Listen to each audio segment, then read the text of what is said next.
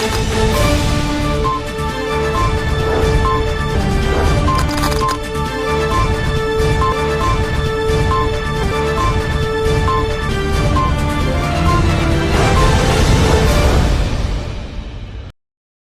दर्शक मित्रों, दमन न्यूज में आपका स्वागत है।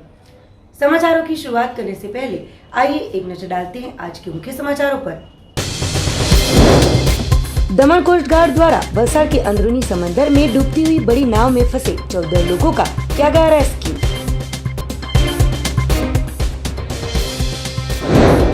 वलसाड की हाउसिंग सोसाइटी की छत टूटते बड़ा हादसा टला, जबकि प्रागजी टावर के पास आई सोसाइटी में आम का पेड़ टूटते 2 कार को पहुंचा था नुकसान। दादरा नगर हवेली के मांदोनी में एक मिनी बस पेड़ से टकराते 7 लोग बुरी तरह हुए घायल। 27 लोगों को छोटी बड़ी चोटें आते खानवेल अस्पताल में किया गया भर्ती। अब समाचार विस्तार से। संघ प्रदेश दमन कोस्ट गार्ड ने वलसाड के समंदर के बीच डूबने की कगार पर आई हुई एक नाव पर सवार 14 में से 11 मछुआरों का रेस्क्यू करने में प्राप्त की सफलता।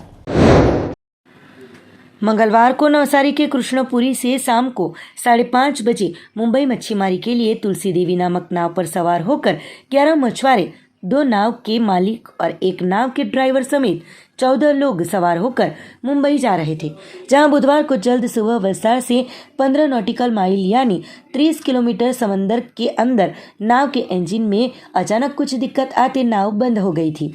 एक और चारों ओर अंधेरा और ऊपर से तेज बारिश और हवा को लेकर समंदर में लहरें तेज होते नाव पर सवार सभी की जान मुट्ठी में बंद होकर रह गई थी। देखते ही देखते पानी नाव में भर रहा था, जिसे निकालने की कामगिरी में सभी जुट गए थे। जल्द सुबह 3 बजे से लेकर सुबह 11 बजे तक लगातार पानी निकालते आखिरकार नाव के मालिक कौशिक टंडेल ने वायरलेस की सहायता से सूरत कंट्रोल और वलसाड मत्स्य उद्योग की टीम के पास सहायता की मांग की थी, जबकि वलसाड मत्स्य उद्योग की टीम ने समग्र घटना की जानकारी तुरंत ही Daman coast guard air station control को जानकारी देते कोस्ट गार्ड द्वारा एयर स्टेशन कंट्रोल को जानकारी देते कोस्ट गार्ड के जाबाज पायलट कमांडर दुर्गेश तिवारी और copilot deputy commander Kartik Satpute उनके 2 ड्राइवरों के साथ तुरंत चेतक हेलीकॉप्टर में सवार होकर तुरंत दमन से 7 नॉटिकल माइल पर नाव में फंसे मछुआरों को रेस्क्यू करने की कामगिरी में जुटे थे, जो कि तेज हवा और बारिश के बीच कोस्ट गार्ड के पायलट ने रेस्क्यू की कामगिरी में मुश्किलों के बीच 11 मछुआरों को सुरक्षित बचाकर कोस्ट गार्ड एयर स्टेशन पर सभी को लाया गया था, जहां सभी का मेडिकल चेकअप कर आवश्यक माहिती एकत्र करने की कामगिरी की गई थी। बाद में 8 घंटों तक लगातार नाव से पानी निकालने के बाद थके हारे मछुआरों को कोस्ट गार्ड की टीम की ओर से चाय नाश्ते की व्यवस्था की गई थी और सभी को मत्स्य विभाग को सुपुर्द किया गया था। इसी के साथ बुधवार देर शाम को नाव पर कोस्ट गार्ड द्वारा फंसे हुए नाव के मालिक और ड्राइवर को भी रेस्क्यू करके दमन एयर स्टेशन पर लाया गया था।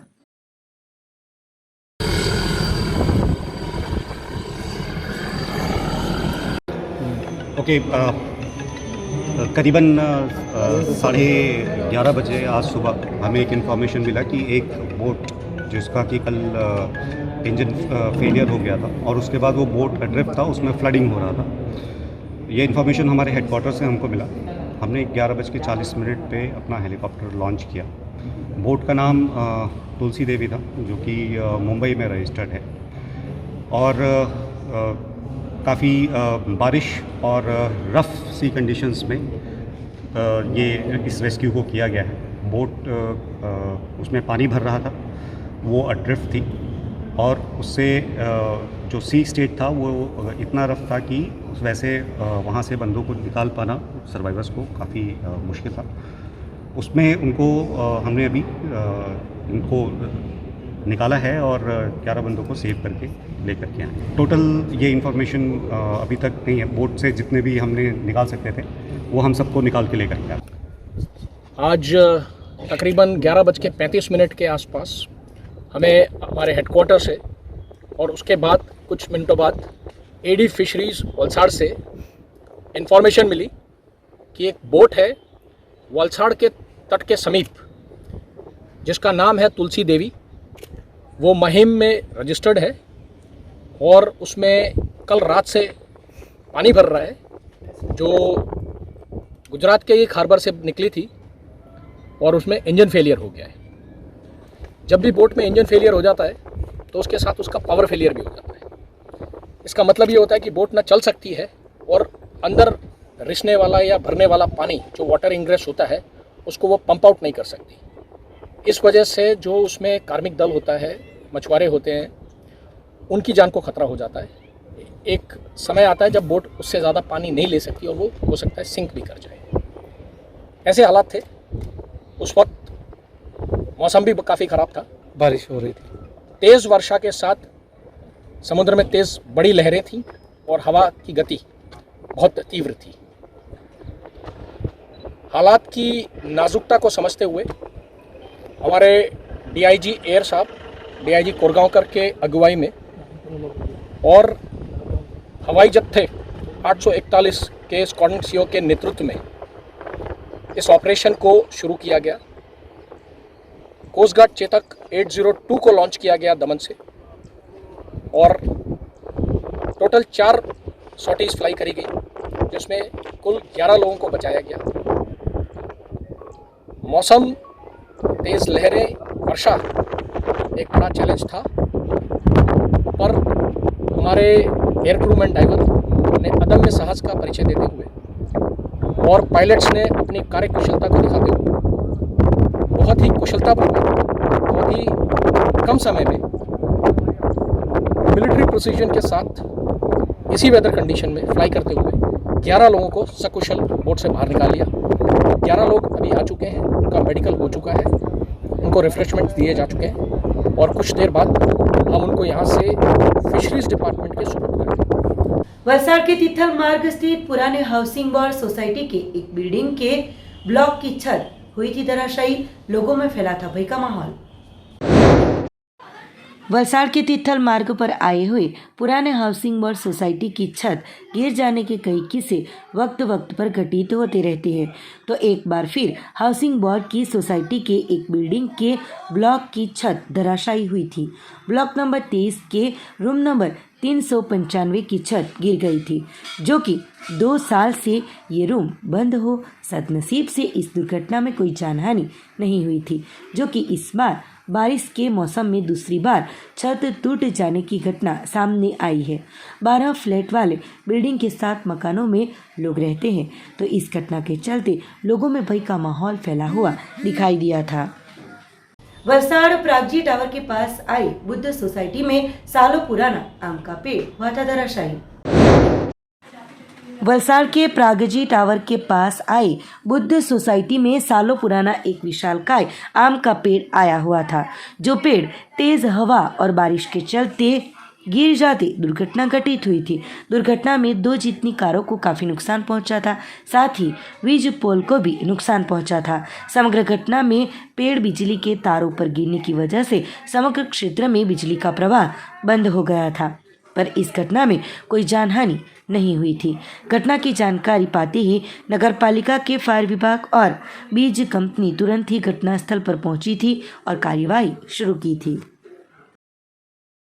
संघ प्रदेश दादरा नगर हवेली के खानवेल में एक यात्रियों से भरी हुई बस पेड़ से टकराते हुई थी दुर्घटना में 7 लोग गंभीर तरीके से हुए थे घायल। 28 यात्रियों को आई थी छोटी बड़ी चोटें। संघ प्रदेश दादरा नगर हवेली के मांदोनी से यात्रियों को भरकर सिलवासा आ रही एक मिनी बस के साथ दुर्घटना घटित हुई थी। मिनी बस मांदोनीपाड़ा मार्ग से पसार हो रही थी। इस वक्त मार्ग को छोड़कर फुटपाथ पर बस चली गई थी, जहां पेड़ के साथ जोरदार टक्कर हुई थी और बस के आगे के हिस्से को काफ़ी नुकसान पहुंचा था। स्थानिक लोगों द्वारा 108 और पुलिस को जानकारी देते ही घटनास्थल पर पहुंचकर पुलिस ने यात्रियों को बाहर निकालकर 108 एम्बुलेंस के जरिए खानवेल CHC में भेजा गया था, तो बस के आगे के हिस्से को काटकर ड्राइवर को निकालकर अस्पताल भेजा गया था, जबकि गंभीर तरीके से घायल 7 यात्रियों को खानवेल से सिलवासा सिविल अस्पताल में रिफर किया गया था, जबकि 28 यात्रियों को छोटी बड़ी चोटें आई थी। वापी के अंडरपास में बारिश के चलते पानी भर जाने से अंडरपास में एक कार फंस गई थी, जो कि बंद हुई कार के शीशे को तोड़कर चालक बाहर आते लोगों ने राहत की सांस ली थी। वलसाड़ जिले में लगातार 3 दिनों से बारिश हो रही हो, जगह जगह पानी भर जाने के दृश्य दिखाई दिए थे। तो वापी के रेलवे अंडरपास में भी पानी भर जाने से वाहन चालकों को काफ़ी दिक्कतों का सामना करना पड़ रहा था। ऐसे में एक कार चालक की कार रेलवे अंडरपास में बंद हो जाते फंस गई थी। गौरतलब है कि जल्द सुबह से बारिश की वजह से रेलवे अंडरपास में पानी भर जाने से अंडरपास को बंद किया गया था।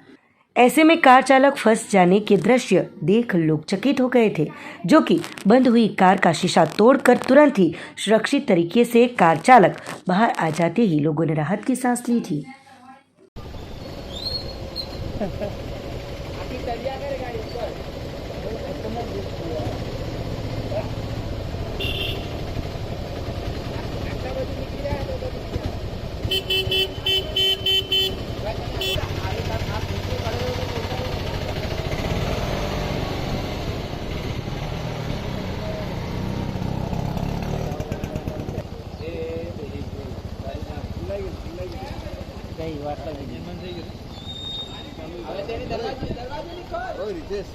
ઇન્સ્યોરન્સ પાસ કરાવવાનો ચક્કર છે 100% જોઈ લો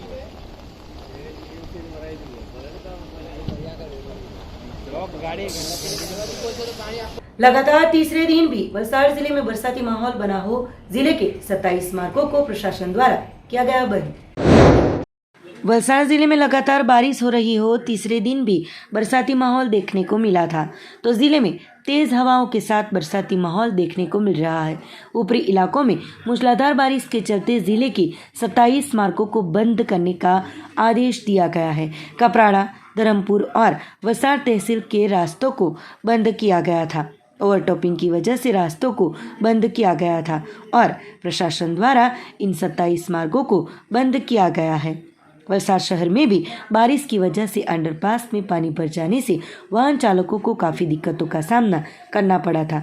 लगातार हो रही बारिश के चलते औरंगा, पार, कुल्लक और दमनगंगा नदी के लो लेवल के ब्रिज डूब जाने की वजह से लोगों को काफ़ी मुश्किलों का सामना करना पड़ रहा है।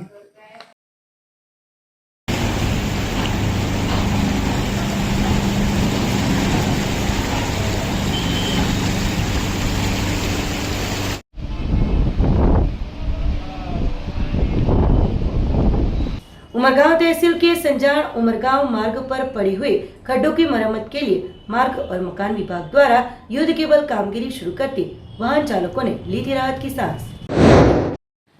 उमरगांव तहसील के मुख्य मार्गों के हालात जैसे चंद्र की धरती के समान देखने को मिल रहे थे। विकास के कामों की गुणवत्ता के सामने वक्त वक्त पर कई सारे प्रश्नार्थ भी खड़े होते रहते हैं। तो उमरगांव टाउन स्टेशन मुख्य मार्ग और उमरगांव टाउन संजान मुख्य मार्ग का रोजाना हजारों की तादाद में वाहन चालक इसी मार्ग से आवाजाही करते हैं, पर ये मार्गों के हालात खस्ता होते लोगों को काफ़ी दिक्कतों का सामना करना पड़ रहा था। पर प्रशासन के जिम्मेवार विभाग द्वारा इस समस्या के चलते मार्ग और मकान विभाग द्वारा लोगों की आवाज़ को सुनकर कामगिरी शुरू करते ही लोगों को थोड़ी राहत मिली थी।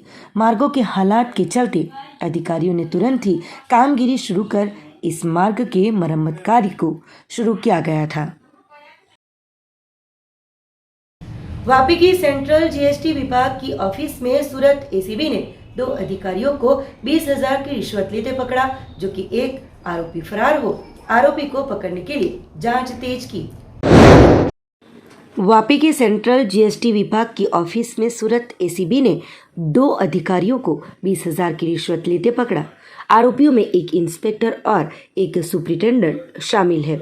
आरोपी अधिकारियों ने शिकायतकर्ता के पास 20,000 की रिश्वत की मांग की थी, जो कि शिकायतकर्ता रिश्वत नहीं देना चाहते हो। उन्होंने एसीबी का संपर्क किया था, जिसके चलते एसीबी की टीम ने जाल बिछाई थी, जिसमें आरोपी सुपरिटेंडेंट रामकिशोर मीणा एसीबी के हाथ रंगे हाथ पकड़े गए थे, जबकि रिश्वत मांगने वाले अन्य एक अधिकारी इंस्पेक्टर गुरविंदर सिंह को वांटेड घोषित किया गया है। आरोपी अधिकारियों ने शिकायतकर्ता की मां का लेबर कॉन्ट्रैक्टर की पीढ़ी थी जो बंद थी, जिसका सर्विस टैक्स बाकी सर्विस टैक्स भरने के मामले में आरोपी अधिकारियों ने नोटिस भेजकर शिकायतकर्ता को कचहरी पर बुलाया था। बाद में शिकायतकर्ता ने बाकी सर्विस टैक्स भी भर दिया था। उसके बावजूद आरोपी अधिकारियों द्वारा शिकायतकर्ता के पास 20,000 की मांग की थी। फिलहाल तो एसीबी ने इस मामले में फरार आरोपी को पकड़ने के लिए जांच शुरू की है। वहीं दूसरी ओर एसीबी की वापी की जीएसटी विभाग की कचहरी में छापेमारी के चलते जिले के रिश्वतखोर बाबुओं में फफड़ाहट फैल गई है। वापी के गीतानगर में इंद्रप्रस्थ एंटरप्राइज शॉप का वित्त मंत्री के हाथों किया गया उद्घाटन।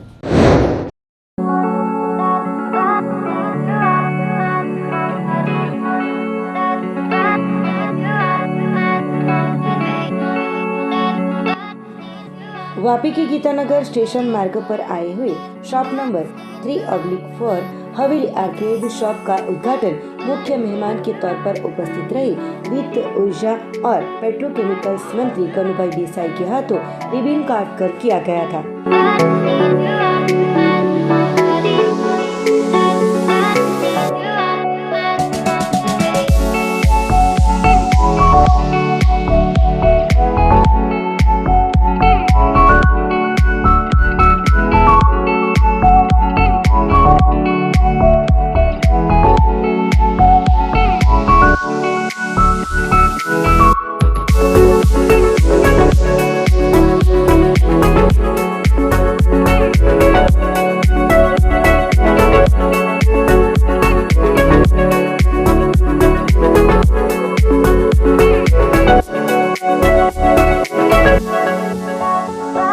इंद्रप्रस्थ एंटरप्राइज में अब से विवाहोत्सव में इस्तेमाल होने वाली सभी चीजों की सामग्रियां यहां पर उपलब्ध रहेगी।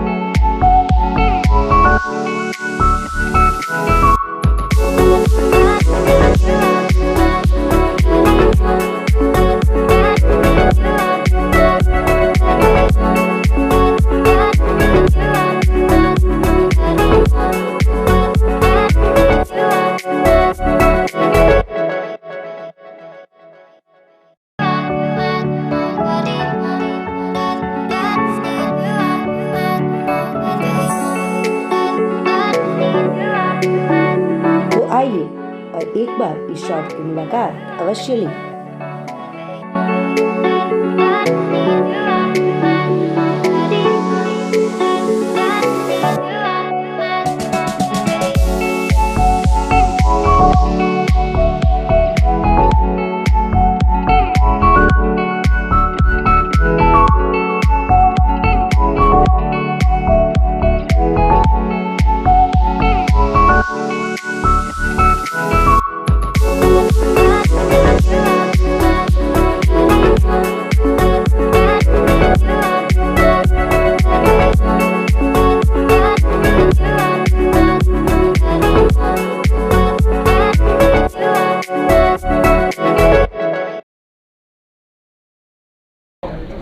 આપણા આઝાદીના અમૃત મહોત્સવ અને 76મા સ્વાતંત્ર્ય દિન પછી પ્રથમ દિવસે વાપી ખાતે લગ્ન માટેની જે અનેક લોકોની સમસ્યાઓ હોય છે, મોટા મોટા શહેરોમાં જઈને ખરીદી કરવી પડતી હોય છે, પરંતુ વેડિંગ બિલ એક નવું સાહસ પ્રફુલભાઈ અને એમના કુટુંબે અહીંયા શરૂ કર્યું છે। એમાં અનેકવિધ વસ્તુઓ જે મોટા મોલમાં મોટા બિલથી વેચાય છે તે વસ્તુઓ દરેક લગ્નની આઇટમો અહીંયા એકદમ રિઝનેબલ ભાવે અને ઓરિજિનલ જે વસ્તુ છે એ રિઝનેબલ ભાવે મળે છે અને મળતી રહેશે અને કાયમ માટે મળતી રહેશે.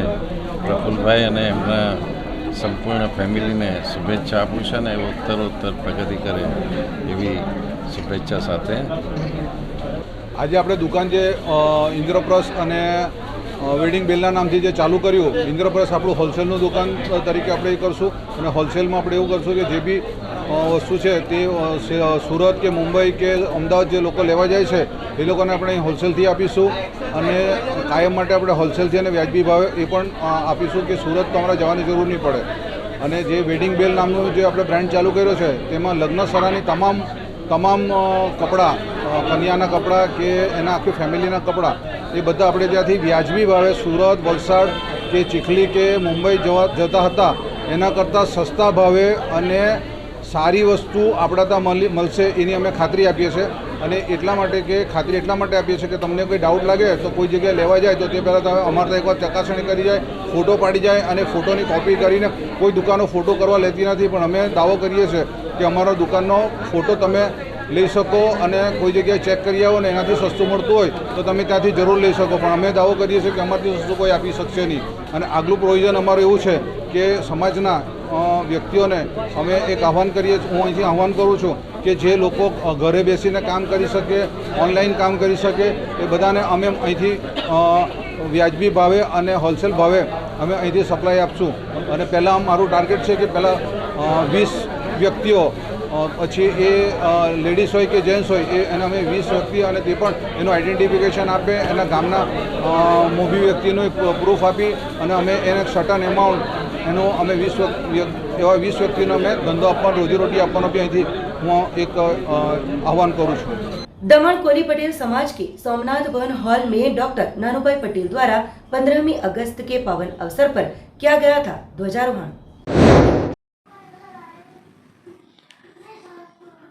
15 अगस्त के पावन अवसर पर दमन कोली पटेल समाज के सोमनाथ भवन हॉल में ध्वजारोहण कार्यक्रम का आयोजन डॉक्टर नानूभाई पटेल द्वारा किया गया था. ध्वजारोहण के बाद राष्ट्रगान गाया गया था. इस अवसर पर समाज के नवनिर्वाचित अध्यक्ष डॉक्टर नानूभाई ने संबोधन के दौरान कहा कि हमारे लोगों को आज़ादी ऐसे ही नहीं मिली थी. देश की आज़ादी के लिए कई लोगों ने कुर्बानियाँ दी. गांधी जी ने अपनी पूरी संपत्ति देश को समर्पित कर दी. सरदार वल्लभ भाई पटेल की मौत हुई थी तब उनके खाते में 5 रुपये नहीं थे. कई लोगों ने कुर्बानी देश की आज़ादी के लिए बलिदान दिया था, सर्वस्व न्योछावर कर दिया था. देश के लिए हमारे कोली पटेल समुदाय को भी राष्ट्र के लिए बलिदान देने की ज़रूरत है. हमारा कोली पटेल समाज तब तक स्वतंत्र नहीं होगा जब तक हम समाज के लिए न्योछावर नहीं करेंगे, समाज के लिए घिसेंगे नहीं, तब तक स्वतंत्रता नहीं मिलेगी. हम अपने कोली पटेल समाज को विकसित करना चाहते हैं. उसके लिए एक रहें, नेक बने और आगे बढ़े. संस्कृति को आगे बढ़ाने और अपने को समर्पित करने की आवश्यकता है. हमें अपने समाज और राष्ट्र के निर्माण के लिए तत्पर रहने की आवश्यकता है. हमें अपने लोगों को जगाने की आवश्यकता है और हम देश को आज़ादी के मिले हुए 75 साल पूर्ण कर अमृत महोत्सव जब मना रहे हैं तो इस मौके पर कोली पटेल समाज के अध्यक्ष डॉक्टर नानूभाई पटेल, उपाध्यक्ष उमेश पटेल, सचिव जयंतीभाई पटेल, प्रवीणभाई पटेल, उपाध्यक्ष जिग्नेश पटेल, संयुक्त सचिव ईश्वरभाई पटेल, कोषाध्यक्ष चिमनभाई पटेल, क्रिएटिव एक्टिविटी के अध्यक्ष कांतिभाई पटेल, सचिव रमेशभाई पटेल, प्रवीणभाई अक्कूभाई पटेल, महिला विभाग की अध्यक्षा वर्षाबेन पटेल, तनोज पटेल, जयेशभाई पटेल, मयंक पटेल, उपेंद्र केशव पटेल, विशाल पटेल और अन्य पदाधिकारीगण तथा कई सदस्य उपस्थित रहे थे. અમે સ્વતંત્ર છે, સ્વતંત્ર રહીશું, સ્વતંત્ર રીતે વિકાસ કરીશું અને દેશની સ્વતંત્રતા માટે જેમને જેમને બલિદાન આપ્યા છે એમના ઘરમાં ફોટા રાખીને અમે પણ બલિદાન આપીશું. એટલે આપણે આપણા સમાજની ષષ્ઠી પૂર્તિ ઉજવીએ છીએ અને આ કેમ્પસમાં કોળી સમાજના હોલમાં જે આઝાદીની સ્વતંત્રતા ઉજવી રહ્યા છે એ આપણી સમાજની સ્વતંત્રતા છે. આપણે સૌ સમજીએ, દેશની સ્વતંત્રતાને સલામ કરીએ અને સમાજના વિકાસ દ્વારા રાષ્ટ્રનો વિકાસ થાય એ સ્વતંત્રતા આપણે પ્રાપ્ત કરવાની છે. આજે સુવર્ણ જયંતિ ઉજવી રહ્યા છે. 75 વર્ષ થયા. મારા 74 થયા અને દેશની આઝાદીના 75 વર્ષ થયા. પેલી સિલ્વર જુબિલી આવે એ ધાતુ થોડીક ઓછી કિંમતી છે. 50 વર્ષ સુવર્ણ જયંતિ આવે એ ધાતુ જરા વધારે કિંમતી છે. 50 વર્ષ સુધી આઝાદી ટકે ને ત્યારે અધિકાર થાય સુવર્ણ જયંતિ ઉજવવાનો. અમૃત મહોત્સવ અમૃત અતિ મૂલ્યવાન છે તે 75 વર્ષે ઉજવાય. એ ઉજવવા માટે પ્રજા પાસે એટલી તાકાત અને વિચાર શક્તિ હોવી જોઈએ. આપણે દમણની પ્રજા આઝાદ સંપત્તિ સમર્પિત કરી દીધી છે. ગાંધીજીએ પોતાની તમામ સંપત્તિ દેશને આપી દીધી. સરદાર વલ્લભભાઈ જયારે મૃત્યુ પામ્યા ત્યારે એના ખાતામાં 5 રૂપિયા નહીં હતા. એની બધી સંપત્તિ રાષ્ટ્રને સમર્પિત કરી દીધી.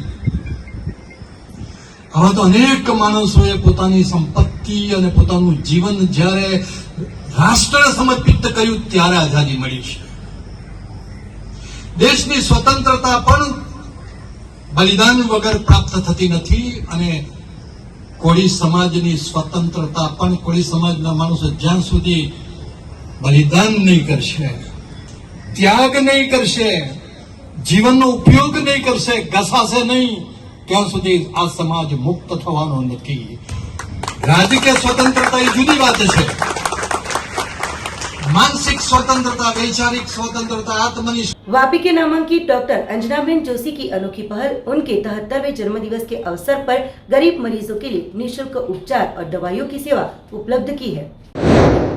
वापी के प्रख्यात डॉक्टर अंजनाबेन जोशी ने अपने 73वें जन्मदिवस के अवसर पर जरूरतमंद एवं गरीब मरीजों के लिए अपने क्लिनिक में निःशुल्क उपचार के साथ साथ दवाइयाँ वितरित करने की सुविधा शुरू करते हुए बताया कि सोमवार से शुक्रवार शाम को 2 घंटों के लिए अपने गरीब मरीजों के लिए क्लिनिक पर मौजूद रहेंगे। वापी के गोकुल विहार में रहते और सालों से तबीबी प्रैक्टिस करते डॉक्टर अंजनाबेन बी जोशी का 6 जुलाई के रोज जन्मदिवस हो, किसी पार्टी को मनाए बगैर ही उन्होंने शनिवार से गरीब और ज़रूरतमंद मरीजों के लिए एक सुविधा शुरू करते हुए उन्होंने बताया कि हर रोज़ सोमवार से शुक्रवार शाम 5 से 7 बजे तक मरीजों के लिए वो मौजूद रहेंगे। साथ ही दवाओं के लिए भी कोई भी पैसे नहीं लेंगे। ऐसे मरीजों की निःशुल्क जांच करने के बाद निःशुल्क तौर पर दवाइयों का वितरण भी किया जाएगा, जिससे ज़रूरतमंद मरीजों को लाभ लेने के लिए अपील भी की गई है। शनिवार से इस क्लिनिक में शुभारंभ किया गया था, तो इस शुभारंभ कार्यक्रम में वापी पालिका के प्रमुख काश्मीराबेन शाह, ब्रह्म कुमारी वापी की रश्मिबेन, प्रवीणाबेन शाह, मंजुलाबेन उकाणी ने मौजूद रहकर महिला तबीब की इस कामगिरी को सराहा था। જરૂરતમંદ છે એમની સેવા કરું અને મારી આ જે બચેલી લાઈફ છે એને લોકોની સેવામાં સમર્પિત કરું. એમનો આઈડિયા સાંભળીને અને આ ભાવના જાણીને મને પણ ખૂબ આનંદ થયો અને અમે લોકોએ ખૂબ ટ્રાય કરી. અલ્ટિમેટલી શી ચૂઝડ કે she will practice with her husband. એમના જ ક્લિનિકમાં એ હવે અહીં બેસી અને જે જરૂરતમંદ છે એમને મફતમાં સારવાર અને ઇલાજ કરશે. જેમ કે કોઈ એનજીઓ કે કોઈ એમ સહાયતા કરશે તો એમની માટે એ વધારે બેનિફિશિયલ પણ રહેશે, કેમ કે જેટલી મદદ મળે એ લોકો માટે વધારે સહાયતા પહોંચી શકે. અને એમના આ જે સ્ટાર્ટ કર્યું છે એમાં અમે એમની સાથે છીએ. એમને જે પણ સપોર્ટ જોતો હશે, we are always with her and I wish her all the best. એમના જન્મદિવસના દિવસે she has started the initiation, so I wish her all the best and I appreciate her efforts. આજે 6 ઓગસ્ટે મારી બર્થડેના દિવસે આજે હું 73 વર્ષે પ્રવેશ કરું છું. 46 વર્ષ મેં વાપીની જનતાની મારા યથાશક્તિ સેવા કરી છે, પરંતુ હવે મેં ડિસાઇડ કર્યું છે કે હવે પછી બહુ પેશન્ટોને હું મફત કન્સલ્ટેશન અને મફત દવા વિતરણ કરીશ. મારો સમય રહેશે સાંજના સોમથી શુક્ર સાંજના 5 થી 7 અને સર્વ વાપીની જનતા અને આસપાસના પ્રદેશમાંથી જેને મારી સેવાની જરૂર હોય એમને લાભ લેવા વિનંતી કરું. આજે જે આ ફ્રી સેવાનું અમે નક્કી કર્યું એકચ્યુઅલી એ કામ 2002 માં શરૂ કરેલું JHM નિદાન કેન્દ્ર મારા ગુરુજી JHM ના નામથી શરૂ કરેલું 2002 માં અમે અઠવાડિયામાં એકવાર ગુરુવારે એ કામ કરતા હતા અને દર્દીને સેવા આપીએ પણ દવાઓ બહારથી લખી આપીએ. હવે આ વખતે અમે શું કરીએ છીએ કે અઠવાડિયામાં દરરોજ આ સેવા આપીશું અને દર્દીને દવા લખીને આપીશું. દવા બી અમારે ત્યાંથી આપીશું એટલે દર્દીના ગજવા પર કોઈ પણ જાતનો બોજો ના આવે, જે ખરી સેવા કહેવાય. કારણ કે દવાઓ આજકાલ બહુ મોંઘી છે, લખ્યા પછી તો દર્દી લઈ નથી શકતો. એટલે નક્કી કર્યું કે દવાઓ બી આપીશું, સેવા બી આપીશું, કામ બી કરીશું અને આપને આશીર્વાદ બી માગીશું. નમસ્તે. समाचारों के अंत में आइए एक नजर डालते हैं आज के मुख्य समाचारों पर। दमन कोस्ट गार्ड द्वारा वलसाड के अंदरूनी समंदर में डूबती हुई बड़ी नाव में फंसे 14 लोगों का किया गया रेस्क्यू।